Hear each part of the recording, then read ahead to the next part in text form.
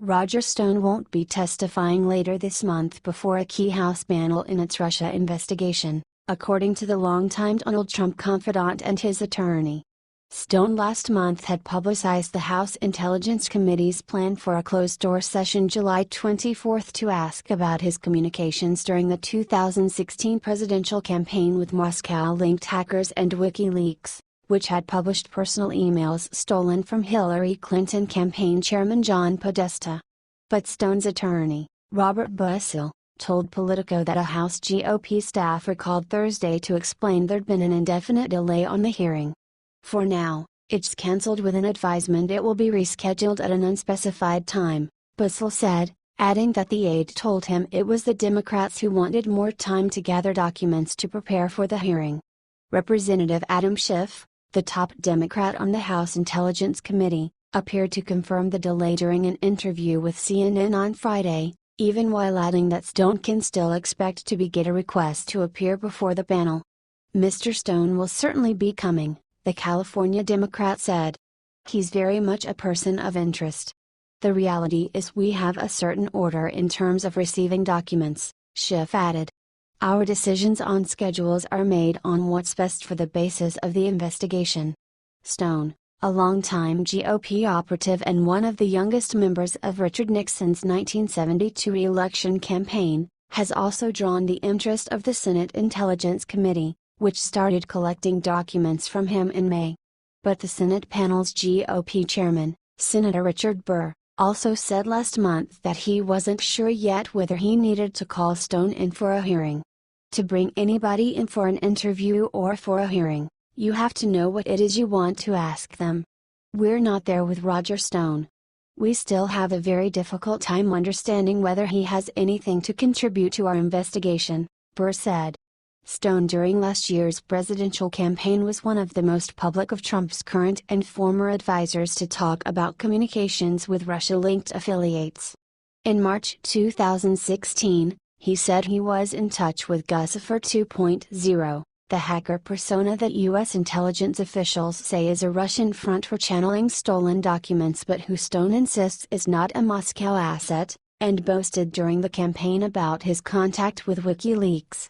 He also predicted on Twitter last summer that an October surprise was coming to disrupt Clinton's campaign, suggesting as well that Podesta would face scandal shortly before his emails started appearing on WikiLeaks. Stone has nonetheless insisted he's innocent of any collusion with Russia. Appearing Thursday on Alex Jones' InfoWars program, Stone criticized Democrats for pushing back the hearing date. Justice delayed is justice denied, he said.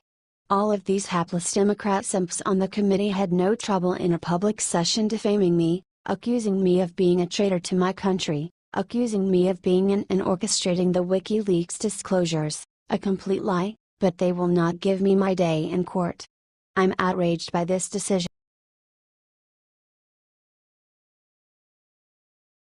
U.S. officials probing Russian lobbyist who met Trump team. Investigators are concerned about a suspected Russian intelligence operative's role in a controversial 2016 meeting arranged by Donald Trump Jr. U.S. officials are examining what role a Washington-based lobbyist who they consider a Russian intelligence operative may have played in a controversial June 2016 meeting he attended between Donald Trump Jr. and a Russian lawyer. Rinat Akhmetshin, a dual U.S. Russia citizen, told the Associated Press on Friday that he attended the meeting at Trump Tower between Trump's son and Natalia Veselnitskaya, a politically connected Russian lawyer who the Trump team believed had damaging information about Hillary Clinton. Trump's son-in-law, Jared Kushner, and then campaign manager Paul Manafort also attended the meeting, which was arranged by Trump Jr. U.S. officials became aware of Akhmetshin's potential involvement in the meeting earlier this week. 3 officials expressed concern about his role to Politico and said they were probing it further as part of their larger investigation into ties between Trump associates and the Kremlin. Although Trump Jr. has acknowledged meeting Veselnitskaya, he did not disclose the attendance of Akhmetshin, a well-known figure in the capital's murky world of foreign influence peddling. The lobbyist's role raises new red flags for U.S. officials as they study whether and how the Kremlin might have sought to exert influence over the 2016 Trump campaign. One U.S. official referred to Akhmetshin as a known IO, or intelligence operative. In a March letter to the Justice Department, Senator Charles Grassley, R. Iowa, described him as having ties to Russian intelligence and alleged to have conducted political disinformation campaigns. Akhmetshin has denied those charges and declined to comment to Politico. His attendance, which several officials said they learned about from reporters, underscored concerns that the meeting may have been more closely directed by the Kremlin than its attendees have publicly suggested. It's also sure to bring more political pain to a Trump White House that had long denied any contact between the Trump campaign and Russians with a political agenda, denials that now appear false. Some experts also believe the meeting could put Trump Jr. into legal jeopardy even before the presence of a suspected former Russian intelligence official was known. Akhmetshin and Veselnitskaya, who is alleged to have indirect ties to the Kremlin, previously worked together in Washington, lobbying Congress against the Magnitsky Act, a bipartisan measure that imposed sanctions on several top Russian officials as punishment for the 2009 death in Moscow of an imprisoned lawyer who had exposed massive financial fraud. Investigators are scrambling to understand the full context of the previously undisclosed meeting between Veselnitskaya and Trump associates, which the New York Times revealed earlier this week. Among the questions investigators are trying to answer, one U.S. official told Politico, is whether Veselnitskaya was sent to meet with Trump Jr. on direct orders from the Kremlin. The June meeting at Trump Tower, which Trump officials say was brief and yielded no useful information, was arranged by a British tabloid reporter named Rob Goldstone, who now works as an agent representing Emina Galarev, a Moscow pop star whose father is a real estate mogul close to Russian President Vladimir Putin. The Agalorevs hosted the 2013 Miss Universe pageant in Moscow. President Donald Trump owned the franchise at the time, attended the event and befriended the Agalorevs, with whom he and his son, Donald Jr., remained in contact until at least January. In an email days before the meeting, Goldstone told Trump that Veselnitskaya had damaging information on Clinton, which Goldstone said was part of Russia and its government's support for Mr. Trump. Trump Jr. replied, "If it's what you say, I love it." Akhmetshin and Veselnitskaya worked together lobbying for a group called the Human Rights Accountability Global Initiative, ID.C. based non-governmental association that has lobbied against the Magnitsky Act, a 2012 law that sanctions Russian officials for human rights abuses and subsequently infuriates the Kremlin.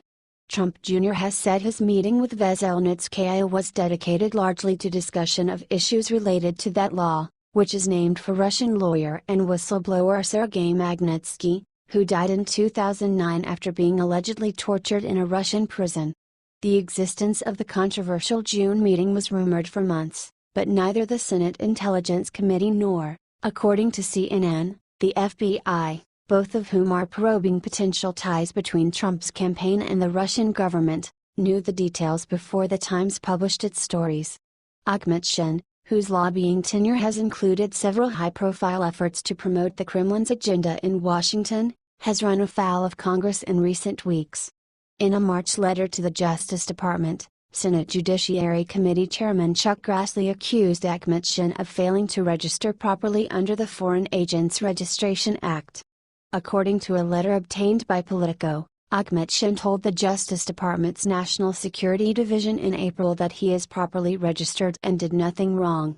"It is my understanding," he adds, "that Veselnitskaya is not an agent of a foreign government or foreign political party." Akhmetshin told the Associated Press on Friday that he had been drafted into the Soviet Army and served from 1986 to 1988, but denied having any spy training.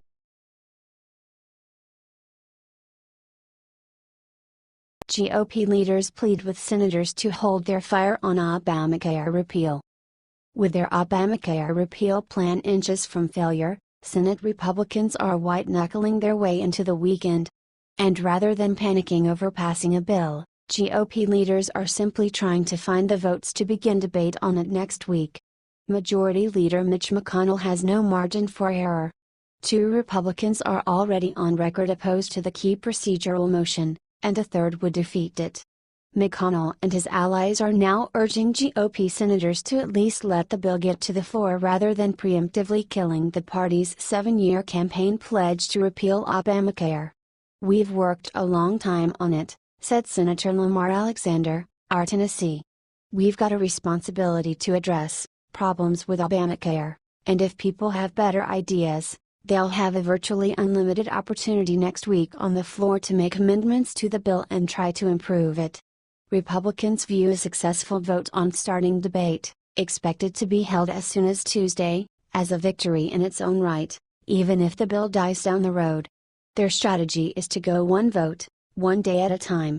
And each day that a third senator, or pack of senators, doesn't oppose the bill, it's one day closer to an overall victory. Leadership also may be hoping that once the bill gets to the floor and faces a final vote, GOP senators will be unable to resist the pressure to repeal Obamacare. One Republican compared the strategy to New England Patriots coach Bill Belichick's infamous "On to Cincinnati" press conference, in which the coach ignored criticisms of the team's 2-2 start by repeatedly focusing on the next game in Cincinnati. The Patriots went on to win the Super Bowl. The White House is also working to get waffling senators on board with repealing Obamacare, which would give President Donald Trump his most significant legislative victory ahead of the August recess. Seema Verma, who runs the Medicare and Medicaid programs and has emerged as a key administration resource for the Senate effort, has been walking senators through the details of how a state stability fund in the bill, now with $182 billion, can help states drive down premiums. She is also attending the National Governors Association conference in Providence, RI, this weekend and is expected to pitch governors on the amount of flexibility HHS can give them. Vice President Mike Pence is also at the NGA meeting and is scheduled to meet privately with Arkansas Governor Asa Hutchinson and Nevada Governor Brian Sandoval, both of whom have raised significant concerns about Medicaid funding cuts in the bill and have sway with their GOP senators. One new problem has also emerged since the latest version of the bill was released Thursday. It is unclear whether only states that accept an amendment from Ted Cruz to allow insurance companies to sell policies that don't comply with key Obamacare standards would get access to $70 billion in new funding to drive down premiums. The amendment may have to be rewritten, further delaying the process, according to sources familiar with the matter. Republicans say McConnell will force a vote to start debate even if he knows it would be unsuccessful, which would force Republicans to decide which might be worse: Democratic attack ads for repealing Obamacare or anger from the conservative base and President Donald Trump if they abandon the cause. McConnell canceled a scheduled vote on the bill last month when it became clear the votes weren't there. But this time, Republicans say, McConnell wants to get people on the record and bring some finality to the Obamacare debate that has hung up Senate action for nearly 2 months. "There will be a vote, I'm pretty confident of that," said Senator Richard Burr, RN.C. "Everybody has to be responsible for the result of not doing something on Obamacare." Shortly after the modified bill was released Thursday, GOP Sens. Susan Collins of Maine and Rand Paul of Kentucky reiterated their opposition. Republicans assume Collins and Paul are never going to get to a yes, leaving leaders with no option but to get every other member of the GOP conference on board. There were some signs of progress for leadership Thursday. The modifications won the support of Cruz, who said he would vote to allow debate to start, assuming his amendment remains in the bill, and moved Senator Dean Heller from a hard no to the undecided column. About a half dozen other senators said they were undecided on Thursday. "It's much better from the standpoint of those who want to get to yes," said Senator Roger Wicker of Mississippi, a close McConnell ally. "Much progress has been made. I think we can open debate. We've got to bring the bill up. There's a lot of movement toward yes." GOP leaders are also noting that under the special procedural tool Republicans are using to repeal Obamacare without threat of a Democratic filibuster, any senator can offer an unlimited number of amendments to the bill. On Monday, the Congressional Budget Office is expected to release a score of the Senate bill, providing fresh fodder for wavering senators to join the bill or jump off. The CBO is expected to score the bill without the Cruz amendment, and release an analysis of the amendment later. That could force the Senate to vote to start debate without an analysis of the whole bill, another political quandary for already jittery senators. "I want to see the CBO score and see what happens," said Senator Shelley Moore Capito, RW.VA, who declined to say which way she was leaning. "We're trying to get to the Medicaid issue more deeply, so I need to get into that in more detail. And there's still the whole Cruz amendment." Senator John Thune, RS.D., said that the chamber would potentially use information from the Trump administration to evaluate some of the bill if it takes CBO too long, particularly the Cruz amendment. That could provide fresh ammunition to Democrats' argument that Republicans are bypassing long-standing Senate norms to muscle through their repeal bill. His amendment probably will take the Congressional Budget Office a while to score. "We'll probably get feedback from HHS," Thune said. "We'll see what they come back with."